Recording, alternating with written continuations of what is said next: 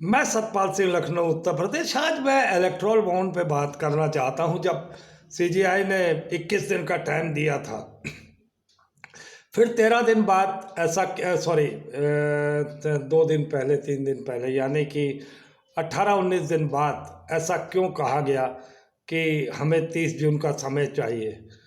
तो क्यों नहीं इन लोगों ने उस वक़्त कहा? बहुत सी चर्चा है, बहुत लोगों ने ये बात कही।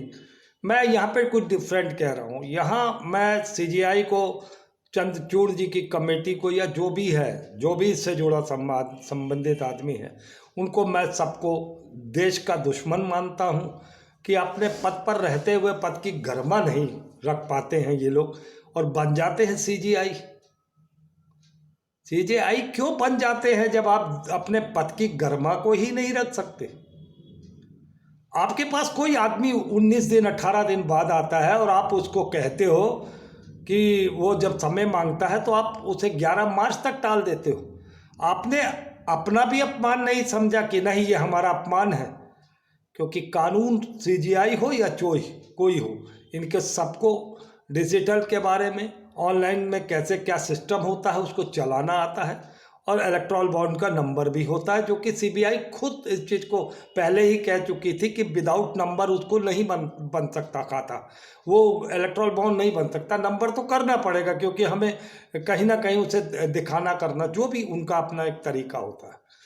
मगर सार्वजनिक नहीं करेंगे, ये एक अलग चीज़ है। सीबीआई कहती है हम नाम सार्वजनिक नहीं करेंगे, वो एक अलग चीज़ है।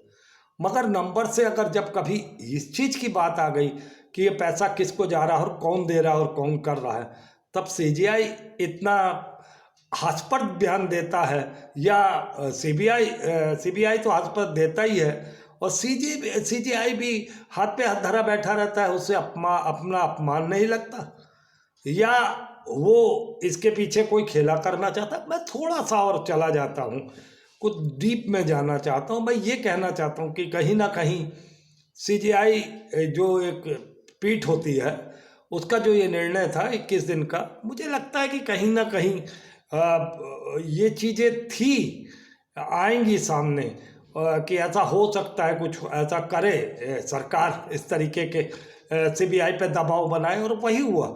मगर कहीं ना कहीं 11 तारीख मेरे दिमाग से ये लग रहा है, हालांकि बहुत ज़्यादा लंबा समय नहीं है, 5 दिन हमें भी इंतज़ार करना चाहिए, 11 और कुछ पल और, यानी कि मैं यहाँ रहस्य रख रहा हूँ।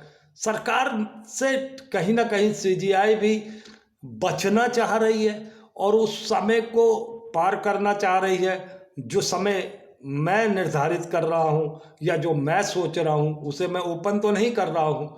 देश की जनता है, बड़ी समझदार है, मैं किस तरफ मेरा इशारा है, और मैं जानता हूँ कि कहीं ना कहीं दबाव इन पे भी ना बन जाए सीजीआई पर, या कुछ ऐसा अनहोनी ना हो जाए। तो ये एक खेला भी हो सकता है सीजीआई का, मगर नहीं है तो फिर कहीं ना कहीं आप लोग भी सरकारों से इन्वॉल्वमेंट है। मैं सीजीआई से सवाल करता हूँ, क्योंकि क्यों नहीं उन्होंने 18 दिन 19 दिन के बाद जब ये बात कही गई कि हमें और समय दिया जाए, तब क्यों नहीं पलट कर उन्होंने कहा नहीं, आपको 1 घंटे का भी समय नहीं दिया जाएगा, आप जैसे भी करिए, वो आप अपने समय जो आपको दिया गया उस पर पूरा करिए, नहीं तो अन्यथा फिर हम अपनी तरफ से हम कंप्यूटर बैठाएंगे और हम उस पर जांच करेंगे। और जहाँ तक कि मेरे ख्याल शायद ये वेबसाइट से इसको हटा भी दिया गया, मैंने सुना है इन आंकड़ों को। तो देश चल किसके उस पे रहा है? देश का प्रधानमंत्री तो चला नहीं रहा, देश में एक गुंडा बैठ चुका है जिसका नाम है नरेंद्र मोदी, और ये एक गिरोह है, गुंडों का गिरोह है जिसका सरगना है नरेंद्र मोदी। तो मुझे लगता है कि इंतज़ार करना चाहिए। मैंने सीजीआई पे टिप्पणी जरूर की है कि कहीं ना कहीं वो मेरे सवालों के घेरे में भी है कि कहीं ना कहीं इनकी मिली भगत तो नहीं है, मेरा ये मानना है।